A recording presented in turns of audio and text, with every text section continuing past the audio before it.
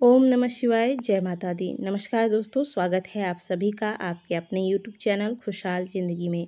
सबसे पहले आप सभी को नवरात्रि के छठे दिवस की बहुत सारी शुभकामनाएं। आज के दिन जानेंगे माँ कात्यायनी, जो कि माता के छठे स्वरूप के रूप में पूजी जाती है। इनकी कथा क्या है और पूजा विधि की वीडियो आप सभी को पहले ही हमने उपलब्ध करा दी है। आशा करते हैं कि आप सभी ने वो वीडियो देखा होगा। अगर नहीं देखा है तो कृपया करके वह वीडियो अवश्य देखिए। माता कात्यायनी की जो पूजा विधि होती है और पूजा का समय होता है वो थोड़ा अलग होता है, तो पूजा का मुहूर्त क्या है वो भी आपको उस वीडियो में प्राप्त हो जाएगा। यहाँ भी आपको बता देती हूँ संक्षिप्त में कि माता की जो पूजा है वह गोधूली बेला में की जाती है। माता की पूजा का सही समय यही होता है। माता का यह स्वरूप गुरु ग्रह का प्रतिनिधित्व करता है। यदि कुंडली में गुरु संबंधित समस्या है या फिर गुरु चंडाल योग है या गुरु संबंधित जो भी आपके जीवन में दिक्कतें आ रही हैं, माता की इस कथा के श्रवण करने मात्र से वह दोष समाप्त होता है। तथा पूजा विधि जो बताई गई है उस पूजा विधि को अवश्य आज के दिन आप फॉलो कीजिएगा। तथा आज के दिन जो विशेष उपाय बताए गए हैं उन उपायों को भी अवश्य कर लीजिएगा। चलिए अब आगे श्रवण करते हैं माँ कात्यायनी की कथा। माता कात्यायनी की पूजा में शहद का विशेष प्रयोग किया जाता है। एक मिट्टी के पात्र में शहद भर के माता को आज अवश्य अर्पित करें। जब माता ने महिषासुर का वध किया था उससे पहले माता ने मधुपान किया था और मधुपान करने के बाद माता अत्यंत प्रसन्न हुई थी। प्रसन्न होकर जब उन्होंने देखा कि देवता महिषासुर के शक्ति से भयभीत हैं, तब माता ने मधुपान करके महिषासुर का तत्काल ही वध किया। माता कात्यायनी की पूजा में दूसरी बात का ध्यान ये रखिएगा कि हमेशा माँ की पूजा आप लाल और पीले रंग के वस्त्र धारण करके करें और माता की पूजा में भी लाल पीले पुष्प का प्रयोग करें। हल्दी की गांठ का प्रयोग माता की पूजा में अवश्य करें। माता का यह स्वरूप अत्यंत ही करुणामयी है। कहा जाता है कि जो भी व्यक्ति निश्चल भाव से शिशु की तरह माँ के शरण में जाकर माँ कहकर पुकारता है, माता की सेवा करता है, माता उसे अपने आंचल में समेट लेती है, उनकी समस्त समस्याओं का समाधान करती है तथा अंतकाल में ऐसे भक्तों को मोक्ष की प्राप्ति होती है। ऋषि कात्यायन ने माता की बहुत लंबे वर्षों तक तपस्या की। बहुत कठिन तपस्या करने के बाद माता ने कात्यायन ऋषि को दर्शन दिए और तब उन्हें वरदान दिया कि वे स्वयं ऋषि कात्यायन के घर में पुत्री रूप में जन्म लेंगी। कात्यायन ऋषि के घर जन्म लेने के वजह से कात्यायन की पुत्री कात्यायनी कहलाई, जिसे कि हम सभी माँ कात्यायनी के रूप में पूजते हैं। माँ के शरीर का एक एक अंग स्वर्ण के समान चमकीला है तथा माता की 4 भुजाएं हैं। माता का वाहन सिंह है।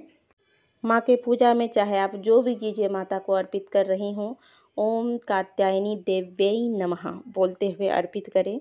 माता इस मंत्र से शीघ्र प्रसन्न होती हैं। धार्मिक मान्यताओं के अनुसार महिषासुर के अत्याचार से जब धरती कांपने लगी, देवता बहुत ज़्यादा परेशान हो गए, भयभीत हो गए, दर दर भटकने लगे, तब ब्रह्मा विष्णु और महेश के क्रोध और तेज की किरणों से एक ज्योति पुंज प्रकट हुआ और यह ज्योति पुंज कात्यायन ऋषि के आश्रम में प्रकट हुआ और यह एक स्त्री के रूप में बदल गया। इसके बाद ऋषि कात्यायन ने 3 दिनों तक लगातार माता की साधना की। माता की पूजा आराधना करने के बाद माता प्रसन्न हुई और यही देवी आगे चलकर महिषासुर के साथ संग्राम करती हैं और महिषासुर का वध करके धरती लोक को महिषासुर के अत्याचार से बचाती हैं। तो माता की पूजा आराधना करने से शत्रु बाधाएं भी समाप्त होती हैं। अगर आपके जीवन में बहुत शत्रु आपके पीछे लगे रहते हैं तो माता के शरणागत होइए, माता की पूजा कीजिए, माता से प्रार्थना कीजिए कि आपके शत्रु शांत हो जाए। कभी भी शत्रुओं के नाश के लिए आपको पूजा नहीं करनी है, प्रार्थना नहीं करनी है। जो फल देना है वह माता देंगी। आप बस प्रार्थना करें कि माँ मेरे शत्रु शांत हो जाएं। मान्यता है कि अविवाहित लड़कियां अगर मनचाहा वर प्राप्त करना चाहती हैं तो उन्हें माँ कात्यायनी की पूजा अवश्य करनी चाहिए।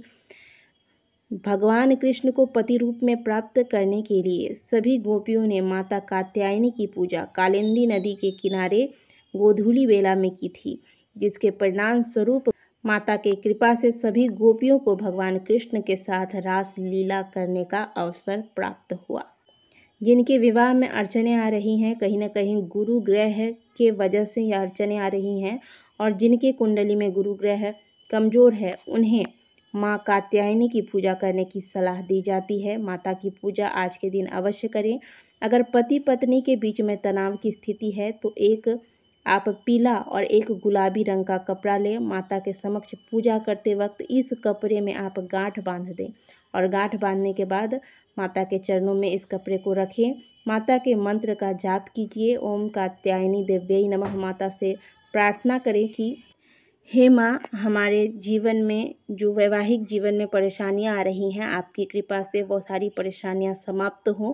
ऐसी कृपा करें कि मैं अपने वैवाहिक जीवन का सुख अच्छी प्रकार से ले पाऊँ। इस प्रकार से माता से प्रार्थना कीजिए, और जो गुलाबी और पीले रंग के वस्त्र में गांठ बांधी है, इस वस्त्र को उसी प्रकार से अपने पास रखे रहें।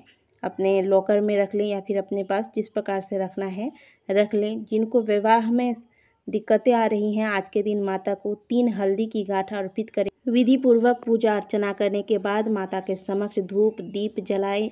सुगंधित धूप से माता के सामने अवश्य धुआं करें। और हाँ, आज के दिन जो भी मंत्र वगैरह आपको जपना है, दुर्गा पाठ करते हैं या फिर आप सिद्ध कुंजिका स्तोत्र वगैरह का पाठ करते हैं, पाठ करने के बाद माता की आरती करें। माता की आरती आप जो प्रतिदिन की आरती करते हैं, आरती करने के बाद अंत में कात्यायनी माता के नाम का जयकारा लगाइए। बोलिए सभी मिलकर माँ कात्यायनी की जय। इसके बाद आप माँ से क्षमा याचना करें कि हे माँ, मैं आवाहन विसर्जन पूजा करना नहीं जानती, पूजा करने का कोई ढंग मुझे नहीं है। माँ क्षमा करो हे देवी सुरेश्वरी, मैंने जो मंत्रहीन क्रियाहीन और भक्तिहीन पूजन किया है वह सब आपकी कृपा से पूर्ण हो। सैकड़ों अपराध करने के बाद भी जो व्यक्ति आपकी शरण में आकर एक बार जगदम्बा कहकर पुकारता है, वह आपकी कृपा का पात्र हो जाता है। हे माँ, मैं आपकी शरण में हूँ, आपकी कृपा का पात्र हूँ। हे माँ, मेरे द्वारा की गई गलतियों को क्षमा करके मेरी पूजा को स्वीकार करो। इस प्रकार से क्षमा याचना कर लें। पूरे घर में आरती घुमा दें और माता को प्रणाम करें। इस विधि से आज के दिन आपको माता की पूजा करनी है। आज के वीडियो में हमने आपको माँ कात्यायनी की कथा श्रवण कराई। आशा करते हैं कि वीडियो अच्छी लगी होगी। वीडियो अच्छी लगी है तो वीडियो को लाइक कीजिएगा। कमेंट बॉक्स में जय कात्यायनी माँ अवश्य लिखिएगा।